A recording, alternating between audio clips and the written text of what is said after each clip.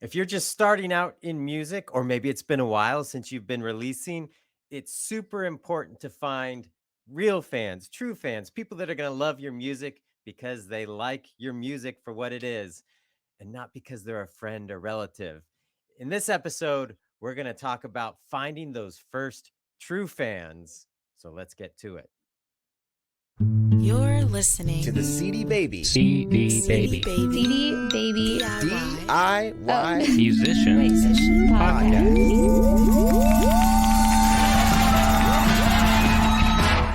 Hey there, and welcome to episode number 297 of the CD Baby DIY Musician Podcast, where on this episode, we're going to be discussing finding your first true fans. My name is Kevin Bruner, and joining me is Chris Robley. Chris, how you doing? Good. I have found my first true fans, but I've not found a good webcam. Yeah. So anyone who's just listening at home, be thankful. Yeah, we've been having some tech issues for like the last hour and a half, and it's all Chris's fault. Every one of them is my fault. Yep. But we're here. We made it happen because that's what we do at the DIY Musician Podcast. We make it happen. And I'm excited about this episode. We've had a lot of people reach out recently asking, hey, can you do an episode about finding those first true fans, those first people that will love your music and are real fans? And so we'll be discussing that today. And then we also have some listener calls and emails later on in the show. Those are always a lot of fun to get to.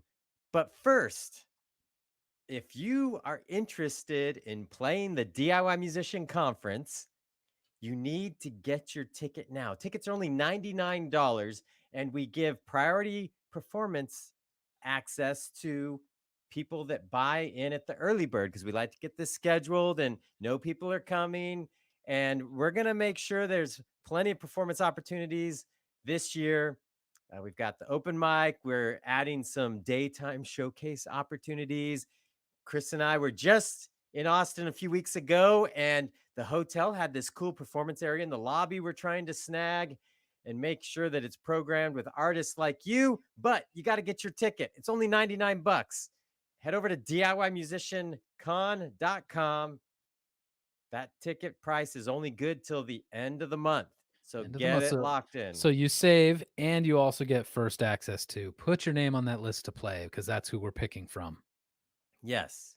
Yes. And that doesn't mean nobody else could get an opportunity to play, but we give priority access to people. We go through that list first. We start plugging those people in first. So get your ticket, $99, DIYmusiciancon.com. You're going to want to be there. There's so many good things that are happening, more interactive opportunities. So many of the digital platforms are saying they're going to be there. We will start announcing those officially once we have them in writing, but they're all saying they're going to be there. It's your chance to talk to people, get advice from professionals, meet other artists, and just have a good time. Good time. Who doesn't want a good time? Be together. Be together. For $99, some of you are spending that daily at Starbucks. Kevin, I think you might have a problem. You might have a coffee issue if that's what you're spending. Well, with gas money to drive to Starbucks and buy your coffee. The whole inflationary picture you're painting. Yes, okay. Yes. You might want to throw in a muffin. By that time you're pushing $100. Go to the conference instead. It's well worth your money and time and effort. You'll feel so inspired and excited, and just, especially after the last couple of years we've had, you need to do something for yourself and your music career. So hope to see you in Austin, August 26th through 28th, DIYmusiciancon.com. $99 tickets until April 30th. So there you have it. Yeah.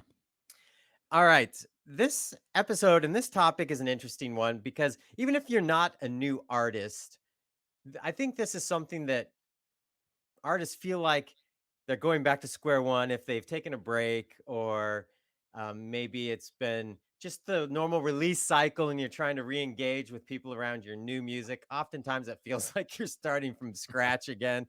So I think even if you're not new and you already have some fans, I think you're going to find some great value in what we're going to talk about. I think there's a lot of missed opportunities artists just don't think about.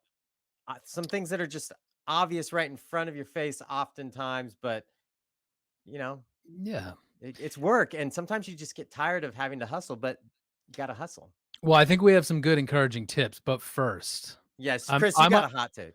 I might have a cautionary something to warn y'all about. Your friends are not your fans. Yes, you need all your friends, all your coworkers, your family, your community to get to those early gigs and like you on social when you're just starting out. But remember, they are not your fans. They might say they like your music. Maybe they might say they streamed your music on Spotify or even say they bought a CD, and maybe they're telling the truth, but probably not. And that doesn't mean your music sucks. It doesn't mean anything personal against you. All it means is they're not your fans. You need to understand that because it's super important to like galvanize that community very early on, because slowly you're going to burn through the goodwill and the social bonds that you have with these people. And they're going to say, you know, I've gone to see Chris 20 times. I don't need to see him anymore. I never liked him to begin with. I only do it because he's a nice guy and I see him every day. But as those people dwindle from your shows and from your email list, you're supposed to be replacing them with actual fans. So the sooner you know that your friends are not your real fans, the better you're going to be. And the more apt you will be to get those people to fulfill their social obligation to you, to make the venue look full and to make it look like cool things happening. So the folks who are inclined to become your fans are excited and come into your life, because your friends are doing you a favor. With your fans, you're doing them the favor. So, yeah, I think that's a good place to start from. Yeah, yeah. You don't want to get to the point where when people see you coming, your friends or family, they like dive behind a corner, like, oh crap, there's Chris. He's I gonna ask saw me you to at go another to a show. show again. I told him I was gonna go and I didn't show up. That's the other thing. There's those people that it's fine asking them, your coworkers, your family, your friends, but they're most likely doing it out of social obligation at times. So that doesn't mean they aren't fans and don't like your music, but you have to start looking beyond them because that group of people will burn out real fast.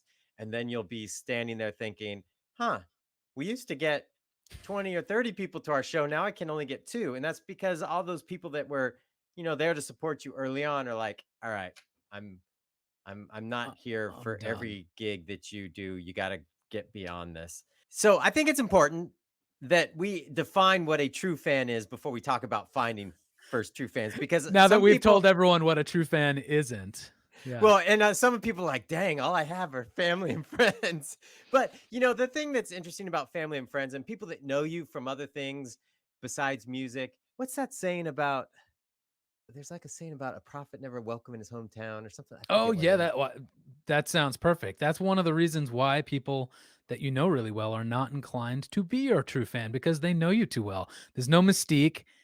They Yeah. knew you when you were in diapers and shit your pants.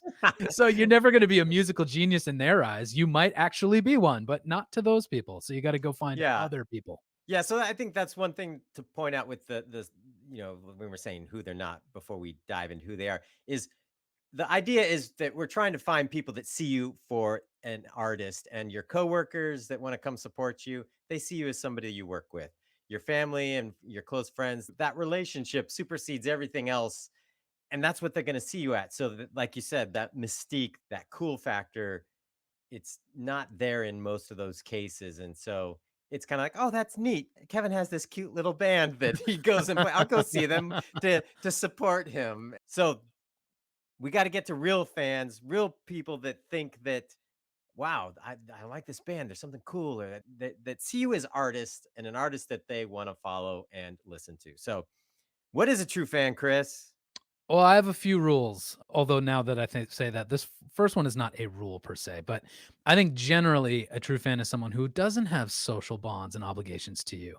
The better they know you before they hear your music, the less inclined they are to really be moved by it. I don't know why that is, but maybe it's that prophet's not welcome in his hometown thing. So generally, they're going to be strangers. The next thing is that obviously they have to be moved by your music, but not just in a like, oh, they're good kind of way. Like they need to be moved enough that something about what you do feels like it speaks to them and says something about like their identity or something that they've been thinking about. You know, you play on some fascination they have or some way that they want to express themselves. Um, I think another criteria is not just that they like you, but that they're willing to do what you ask them to do. And I don't mean like go jump off a bridge or pay me $1 million or something. It's like, will you come to my next show? Will you add my song to your playlist or something, any of these sort of little things that you're asking them to do, will they be excited to take that action? And if they are, that's a really good indicator that they are a true fan. I think going along with the idea that your music needs to speak to their identity, are they willing to wear their fandom or their interest in your music like a badge of honor? Like if you had a t-shirt, would they be psyched to wear it? If they go to the office and someone's like, "Oh, what are you listening to?" Are they going to tell someone about your music? So all those sorts of things where they can help you out in that way as well, kind of spread the word of mouth, invite people to your shows. That's really a good indicator. Are they tagging you in their Instagram stories? Um, and then even though you're asking them to do things, I think it's important to reiterate that it doesn't need to be about them spending money. It's really just about them taking an action. So that could be as simple as liking you on Spotify or something like that. Doesn't necessarily need to be that they're spending a bunch of money on you.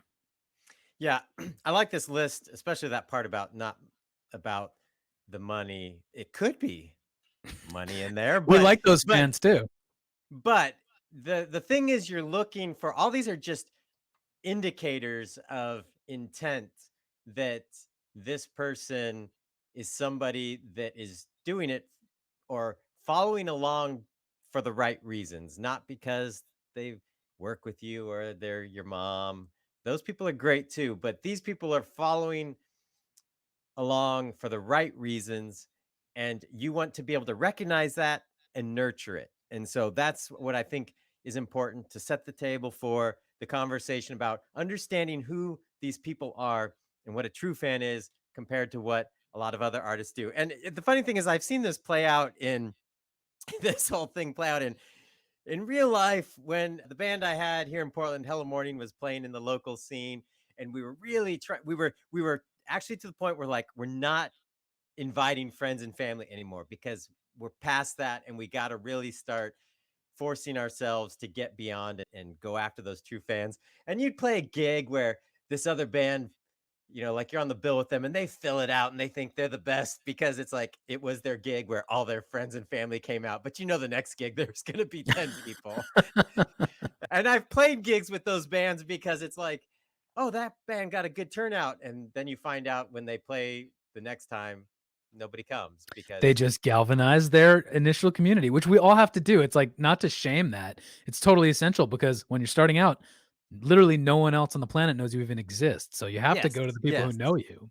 Yeah, and it's that transition. It's like, yeah, you got to start there, but we're talking about true fans and making that transition because I think, relating to last episode with Jeff Toohey, where we were talking about booking, that's one of those things where I've played or gone to a show with a band that had a massive turnout. I think it was in my case, I went to the show and they had a massive turnout. And then we were playing with them like 2 months later, and literally no one came to see them. Uh, And so it really was a bad impression on the club as well, because we thought there was going to be a big turnout, but it turned out when we asked them, they were like, "Oh, that was just our friends and family." And so, yeah, so it's really building that true following for your music. So we've broken this into a few sections. Things to do if you're playing shows. A lot of times that's how artists start things out, is by playing shows, and that's a great way to start connecting with people. And then we've got one about how to find your first true fans online. And then we've got a little bonus section about connecting with your local scene, because I think there's a lot that can be done there connecting with your local scene that helps you tap into fan communities that will want to support you as an artist as well. yeah, and when we were kind of brainstorming this, I initially went in a whole like marketing 101 direction where we were getting into branding and store, coming up with your story and doing ads and all. And you were like, whoa, whoa, whoa, whoa, slow down. How does someone find their first fan if they're the type of person where if they literally get someone to sign up for their email list at a gig, like that's a big deal? I was like, oh, that's a good place to start. So we're stripping Yeah. it down to some basics here. But I think another important caveat is none of this stuff will work if your music isn't on point. So, work on your songwriting, work on your sound. We're just going to assume for the rest of the discussion that your music is good. Yeah. Or work on your show, because it could be Yeah. that your music's great, but your show's boring. And so people are bored and you're missing opportunity there as well. So, yeah, all those things take into account, but it's also a process. We're talking about starting out. So it's not expected that as a first timer or somebody who hasn't been in the scene for a while, we're not expecting that you show up being at the top of your game, but these are things that will help you start building some momentum. Yeah, and the first thing is something we've already mentioned, but you need to get the people you do know out to your show. Even though you know one day they're not going to be your fans and they'll stop coming, you got to get them in that room because the strangers that are in the room don't know that you know all those people personally. To them, it just looks like a crowded house that feeds your energy as a performer. It's going to feel more excited. And somehow we get like tricked or brainwashed into being more attentive and being more impressed by things that look like they're exciting and look like other people are into it. So you got to use your friends and family to fool other people into listening more than they might otherwise. And again, that's not to say your music isn't good. You just need to get them in the mindset that you're cooler than your friends think you are. Yeah, it's like a magic trick. But actually, I think obviously we just went on and on about these people aren't your true fans, but you need to harness these folks to at the beginning very strategically to make other people like, oh, it's okay to like this band. It's like that They social want proof. permission. That's what they They want, want permission to permission like to you. like, and also it's a great opportunity to get photos that you can use on your website and social that again is that social proof and permission for other people. It's like, oh, other people like this band. I'll give it a shot. So, yeah, use them strategically, knowing that that window of time is limited and they are not your true fans. Yeah, another thing is no matter how many people are at the show, even if you show up and you're like, no one's going to be here, set up your merch booth, which I suppose also means you need to have some kind of merch, even if that's just handmade artwork or cheap stickers you can pass out, just something to draw people to a focal point where you'll have an email list or SMS, cell phone number collection list, something like that. It should be well lit. You should absolutely set it up even if you're like, "Oh, we're not really ready for this yet," because that is gonna be well, we'll talk about it later, but it's gonna be a very important place to meet with fans after your show or people who you Yeah. wanna turn into fans. Yeah. I mean, this is just a tip in general, especially because it happens when you're starting out. There may not be many people there. Have that merch booth. And if you're an artist that's been playing and the show's poorly attended or it's feeling like not a great night, the number one mistake bands make and artists make is pulling that merch booth like, oh, I don't want to set up. I'm embarrassed. It's like, no, the people that showed up should not be treated like second class citizens because 100 other people didn't come out. They came out, give them the goods. And that merch booth, like you said, is really a place of a point of contact for people, and it's a place to grab email addresses. And sometimes you have those show where it doesn't seem like many people are there or into it, and you go back to your merch table, and if you've had like an email list sign up sheet out, you see a few names on there and like, hey, those people are people that felt compelled to put their name down even when it wasn't full or like the most amazing night. Yeah. Reward those people, follow up. I mean, those are the people you want to start collecting. So oftentimes we have a wrong viewpoint, like we should start with herds of people swarming the merch table because it's our first gig, and that's just not how it works. So that's Yeah. one of the big places I see missed opportunity over and over again. Yeah, and make sure it's well lit, and if you do have things for sale, make sure the prices are very, like, clearly on display. I sort of already mentioned this, but I think having some stickers or some buttons or pens or anything that you can make in bulk for really cheap with your band name or a cool graphic or something, have that, and you might even consider just giving it away early on. Like, Yeah. hey, free pens at my merch booth. Go sign the email list, and now they feel that kind of honor system pressure to go and provide contact info. Yeah.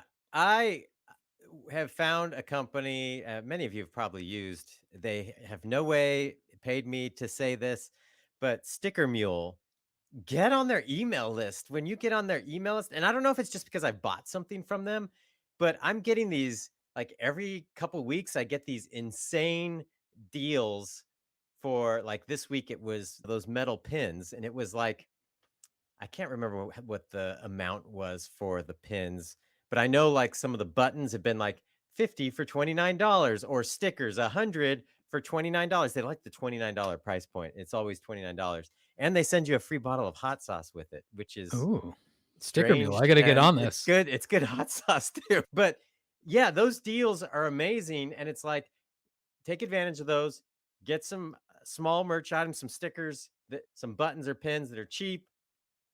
Even if you just spread those out across a merch table and an email list sign up, it'll do more to present yourself as like a band that's doing something and give them away, like getting people to, start repping you and providing that legitimacy, visual legitimacy other places. And don't Yeah. worry about just the sale, because those things are so cheap that it's worth just getting it in people's hands, because then they have that a little extra connection and feel like, oh, that's cool. They gave me this for free. I'll wear that button.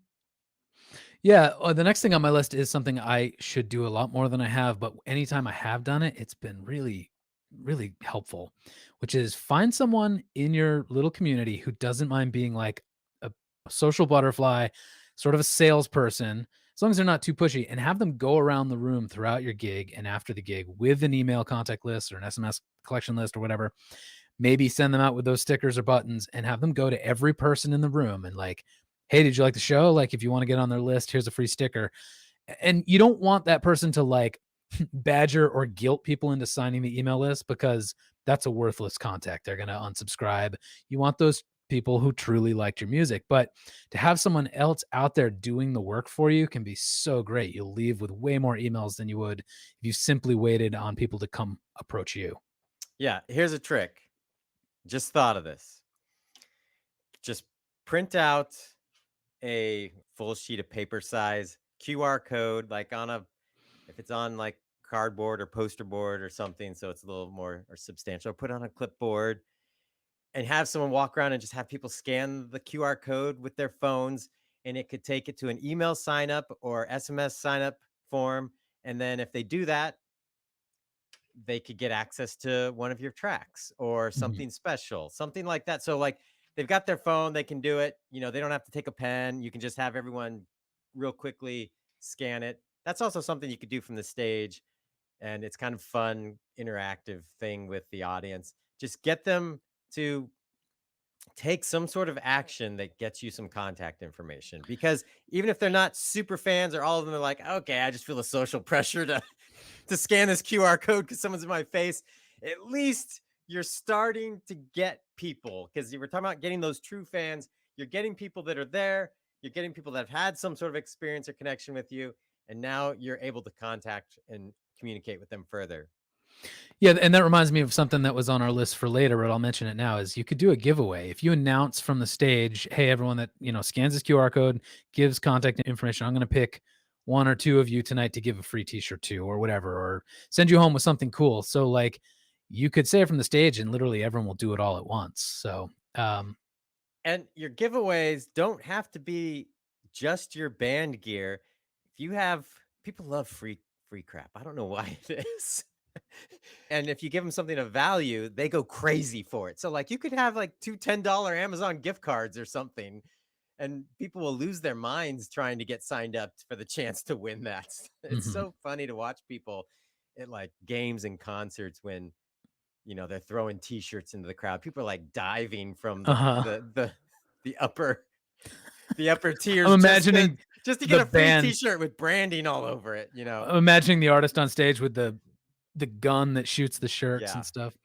Here's one that's really important. And I know we all, we're all such tortured geniuses. After our show, we need to retreat to our sanctuary of aloneness and I cheap must beer. not be I disturbed. must not, but get over yourself and go directly to the merch booth afterwards and tell people, write it into your set list that you're going to call out your merch or call out the fact that you're going to be over at the booth and you'd love to meet everyone who came, and go immediately there after you get your stuff off stage. Of course, if there's another band playing, get off stage, then go to the merch booth.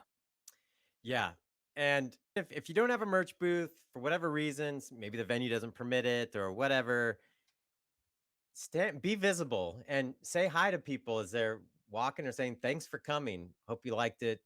Just make that point of contact, because once you do that, people feel a little bit more obligated to follow up. Maybe they will go and listen, and maybe they will come again. So that personal connection, and it just sets yourself apart from the rest of the pack.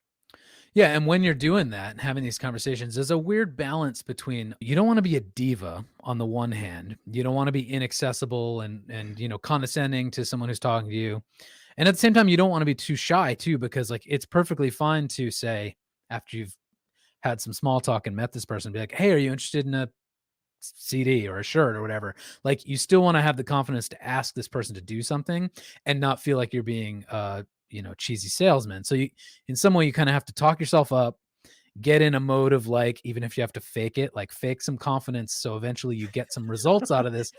We're all And then artists. We're all faking confidence. right. Right. But definitely don't be on the other side of it too. Like don't be all about yourself or aloof, because I can think of a lot of the people I still consider like my true fans. Many of them are people I met at shows and I was just being accessible and, just human. So, Yeah, when you're playing live, there's a lot of opportunities where you can make connections around stuff that might be of interest to someone, or a conversation starter that makes them, okay, I like these guys, or this group of individuals or that artist. It's like sometimes it's someone comes up, starts asking you about your gear. Don't blow them off. Sometimes they are asking because they don't know what else to say and they just want to say they liked your music. So those awkward conversations, it's oftentimes people don't know what to say at a show. And so it's like, be ready with a few things like, oh, you're interested in my gear. Oh yeah, this is how we use it. And or if someone's like, oh, you sounded good. Hey, we've got another show coming up. We'd love to have you out, and being ready to look for those opportunities of connection with people is what I'm trying to say. Because, you know, I've been at shows where someone comes up and they're like asking about your gear, and I've seen people just get blown off by like, I'm too busy tearing my gear down to talk to you, or finding that opportunity to build those relationships because you're doing something they're interested in. Let's make sure we're throwing a little fuel on the fire and not just blowing people off, because I think oftentimes that's what happens in the live space. yeah, we sort of touched on the next thing I wanted to mention, but I think if you're a solo artist, you should know it yourself. If you're in a band, you should discuss it and determine what your next priority is. And everyone have one priority in mind to communicate as they're talking to people in the audience. So it might be, hey, in 2 weeks, we're playing at this venue. I hope you come to the show. Tell your friends. If you have a gig coming up, maybe that's your priority. If you have a CD that's about to come out or a new record, or if you want everyone to go on Spotify and follow you there, make sure everyone's communicating the same priority so that people have a very clear idea of how to help you. And then along those lines, I sort of already said this too, but write a bunch of stuff into your set list that aren't just the song. So the merch call out, or telling people you'll be at such and such a place in the venue to meet them. But not just that, write into your set list when you're going to talk about the meaning of a song or some dramatic event in your life or something super funny, because a lot of times people in the audience need that extra musical hook to buy into the emotions that are in your song. So it might be that you told a story that made them sad and then you play the song. That could be the thing that makes them a fan forever, is the fact that you wrote on your set list to tell that story. You're Take laughing. What? away, make everyone sad at your shows. What's isn't there a what's Mary Gaucher's thing? You got to make them cry, laugh, and something else.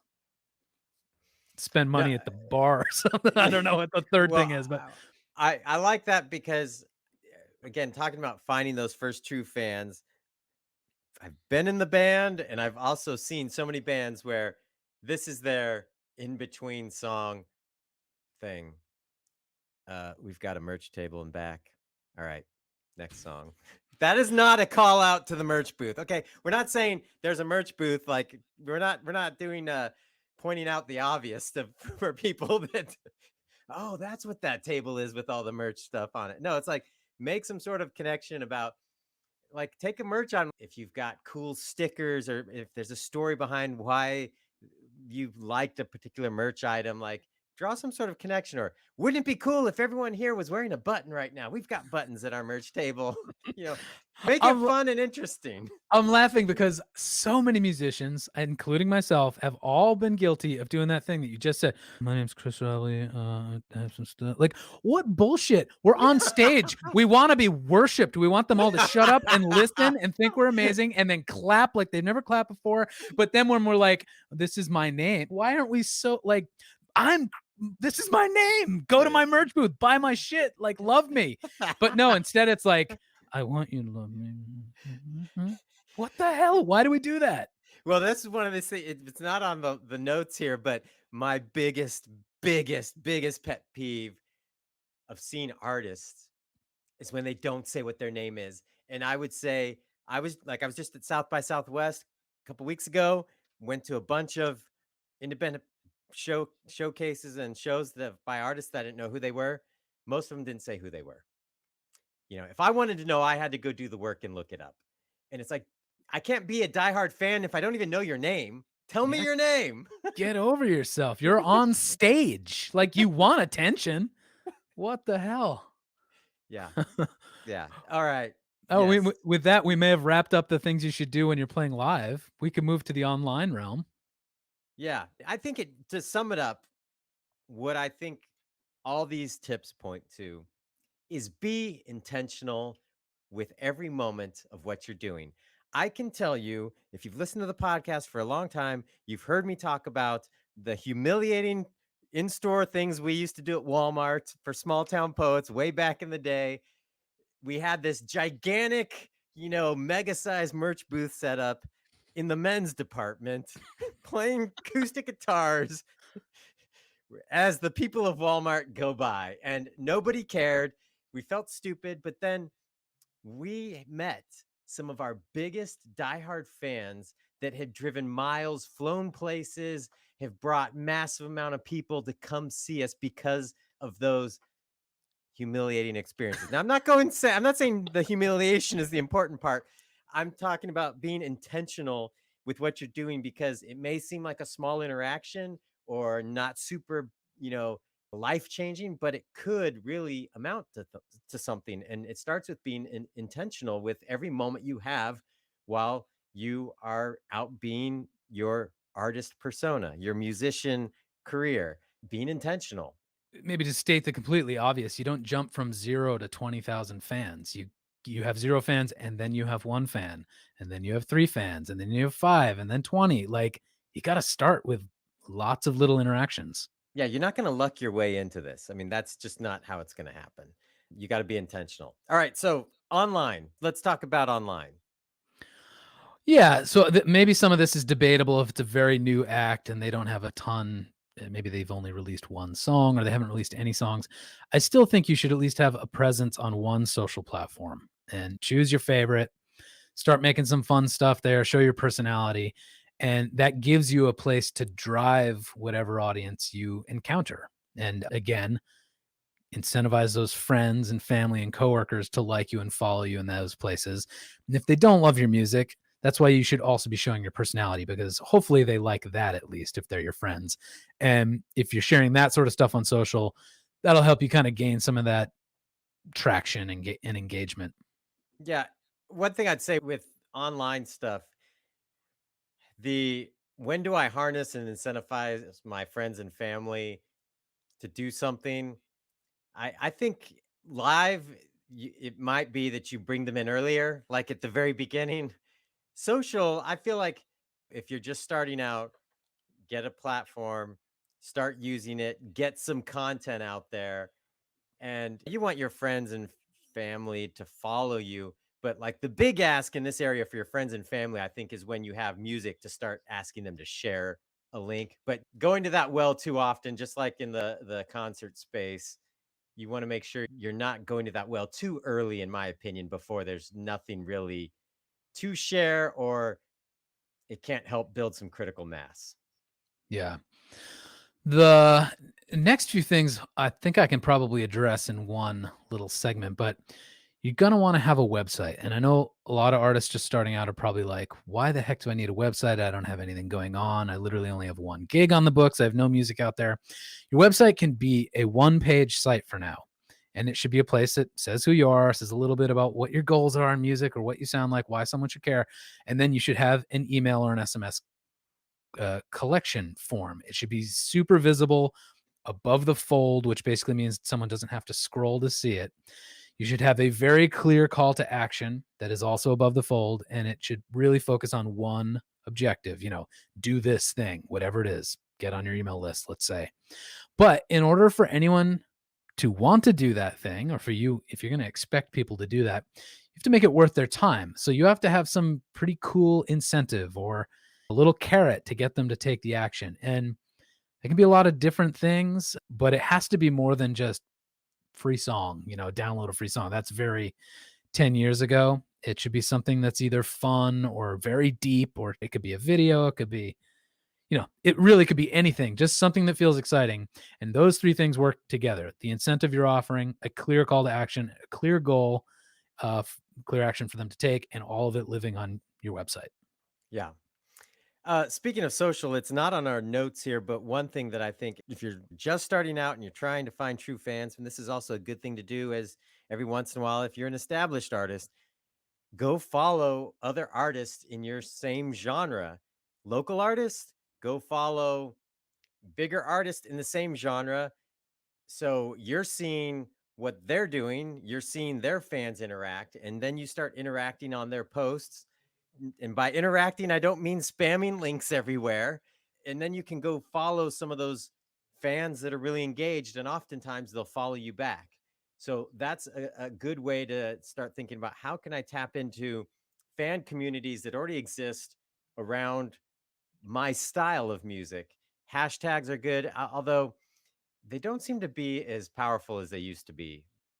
They're always changing the algorithm, and it seems like it gets worse and worse. But hashtags, some good, well selected hashtags that reach into certain audiences can be helpful as well, just to start tapping into some of these communities that already exist around the kind of music you make. Totally. Yeah, it's like be a good digital citizen. Like, don't just spam everyone off the bat. Lurk for a little while, see what this community is all about, and then contribute something that's valuable to them Yeah. before you ask anything. You got to like deposit goodwill before you make a withdrawal. But I think also when we're talking about social, really concentrate on video. If you don't have video skills, start to develop them, because video is king. It's going to be the thing that makes your promo efforts go the furthest. It also keeps people entertained in ways outside of just your music. You might have different interests. You might be funny. You might, whatever. Again, another way to quickly show your personality and keep people interested. Yeah, and I think video and social, like just thinking about what you said, being a good digital citizen, it's easy to shoot a quick video or make a quick post. Like for right now, it's March Madness here in the US, which is when the college basketball playoff season, that's what they call it. And so a lot of people have been doing like a lot of comparisons, like this person versus this person, and like creating a bracket and going down to the winner. And I've seen other industries doing that during this time. Like I saw a donut company doing it. Like, does this donut beat out this donut? So it's a way you can create some content ideas around which artist you prefer, this band or this band. And it's not your band. It's again thinking about being a contributor to that fan community and driving conversations. And then as people start seeing you, you then like, hey, here's a link to my music. Check it out. You know, Yeah, and that's sort of partially about finding where your music fits in an existing space, and that could be that you participate in some like Twitter Spaces yep. conversations, but or you realize you love a particular genre and you want to make a Spotify playlist that maybe has one of your songs, but really it's about servicing the needs of a community first. Yeah. Um, Another thing I really want to drive home is that if you have an email list or an SMS list that you've created, you have to use it. And this is something for some reason artists are so terrible at. Like, months and months will go by before you send an email. Don't get into that habit. Like, even if you have 5 people on your list, use your email list, because it's going to help you develop good habits. It's going to help you test out what drives results, and you'll get better at it. And also, that's just how you get your fans to do stuff. Like, you've got their contact information, so contact them. Yeah. Yeah. And then just go look at every opportunity, especially in your area. Like, what companies should you be following? We mentioned artists, but then also like fan communities. What fan communities exist, and how can you start getting an understanding of what people are talking about and how you can contribute to the conversation? Most artists just start showing up places and just saying, "Listen to my music," and then they bail. That's not gonna work here. That's not how you start getting people interested in what you're doing, because again, we're still talking about how to find those first true fans online. It's gonna feel like work. And that's what it is. It's work. It's work, But yeah. it's work you can do. It's no one's stopping you from doing it. It's just work. And sometimes it feels like there's not much fruit, but it's again, you're trying to start just building something and you have to start somewhere. And you're looking towards things that will eventually help build a little more critical mass. Well, speaking of starting somewhere, that brings us to our third and last section in this, which is about basically harnessing the things you can in your local scene. Like online, that's a global thing. That's massive. And sometimes because it's global, it can feel daunting. You don't know where to start. But here's some things you should do in your local scene. First is go to shows and just be active in the community. Meet people. If you see a band you like, meet them afterwards. Tell them. And don't necessarily always have something you want out of it. Just show your face, participate. That is probably common sense to some degree, but also sometimes artists can be self-obsessed and they want to practice their music but aren't all that interested in seeing other people's music. But it might be the best thing you do for yourself is just become part of a scene. Yeah. And that takes time and effort. It's not as easy as some of the things you can do online, but going to a show, and especially like if there's bands that you wish you could be opening for them, because eventually you want to be playing the stages they're playing as the headliner and have the audience that they have. Go to those shows, be helpful to the band, help them move their gear, introduce yourself because, maybe there's a time that you can open for them, just play 20 minutes, something like that. Yeah, well, I guess to bring it back to the topic of the show is like, well, how does that help me make my first true fan? Well, your first true fan might be in that band's audience. And so the more you become part of a scene, you will play shows together. You might have promo efforts that lock up together. You might get press in the same magazine. There's just this sort of halo effect or synergy or whatever that can happen where once you have this overlap of interest, well, then you start to make fans in their audience and maybe vice versa. So to get back to the like self-serving aspect of it, it's Yeah. about finding new listeners. The last thing I'd say on that is that, when I go to shows, I'm usually like observing the audience and seeing what did this band do that seems to be working. If we share a similar audience type, we mentioned QR codes earlier. You may have an audience that hates that idea or is just not going to do it or is technologically challenged. Not everything's going to be universal for all audiences. So it's like part of being in the scene is these are people that could be at your show. What is this artist doing that seems to be working? How are they capturing attention? How are they turning these people into lifelong fans? Observe what they're doing. And maybe there's missed opportunity you'll see. But that's also why being in the scene is important because some of the work is already being done and you just have to do it too. Yeah. Well, another thing that you should definitely do in your local scene is to reach out to all of the local press. And I don't just mean the newspapers, the arts weeklies, like I'm talking like the neighborhood magazines that do the one page fold out thing and the online event community calendars, like literally anything that covers music and live events in your whole area. Reach out to these people. And they might hate me for saying this, but I think you should reach out to try to establish a relationship even before you have a request. Even if it's like, hey, Ned, I loved that show preview you did for this band. That band's awesome. Thanks for covering them. Like, done. Now, suddenly, next time you write that person and you want a review or a show preview or something, like they might remember you. So, in that same way, be a part of the press scene without being a pest. You don't want to be writing them all the time, but I think establish relationships before you need them. Yeah, they're people too. So, you can appeal to them on different levels like, hey, I'm new in the scene. I love your writing, or I've always read your column.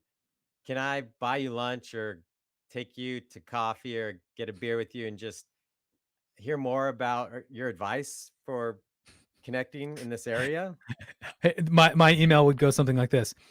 Hey, I'm new in this scene and I've noticed you're a huge asshole.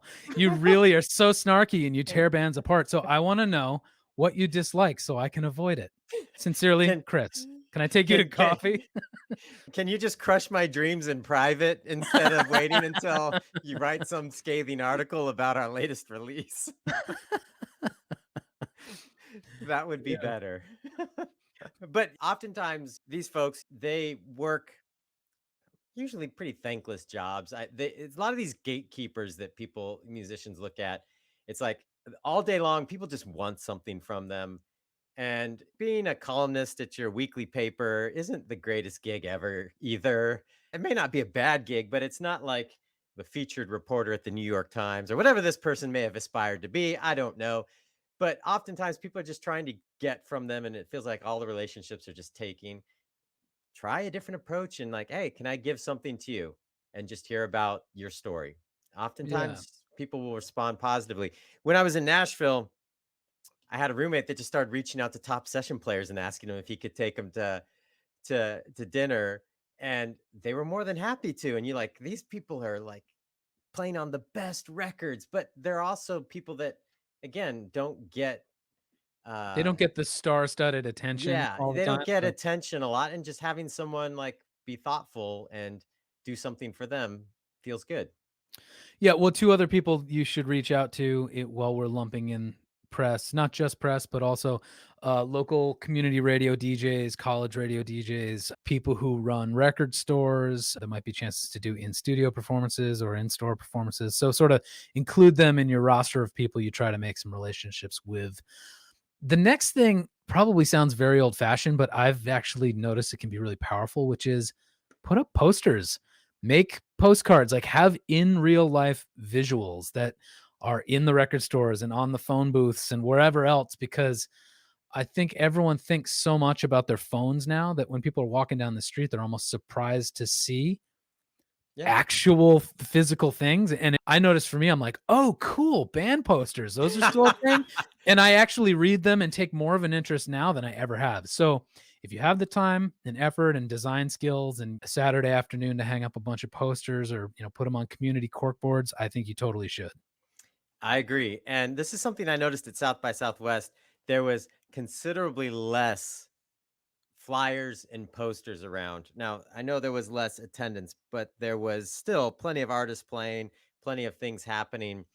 And in years past, there I remember one year we had a showcase, and we were putting up posters on the telephone poles on 6th Street in Austin, and we completely covered it. I took a photo of it, and literally in a minute, someone had already started covering it, and in like 10 minutes, it was completely covered.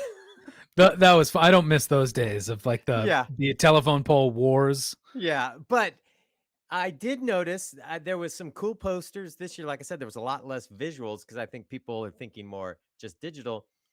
And I actually stopped and took photos of some really cool posters of bands that I thought looked interesting, because you don't see it as much anymore. And so, yeah, that real in real life is still important. And it's also a much less cluttered space these days than the digital space. Well, you're talking about South by Southwest posters, and I'm thinking, who needs posters when there's a drone QR code in the sky that was like what 6,000 feet wide or something? That was nuts. Yeah. Yeah. But That was pretty indie cool. bands, you're not going to pull that one off. Um, Yeah, you need like 500 drones. That sounds expensive. one reminder I have is if you're booking shows or have some event, like make sure you communicate with the venue or the other acts or whoever is sponsoring it, maybe some local businesses.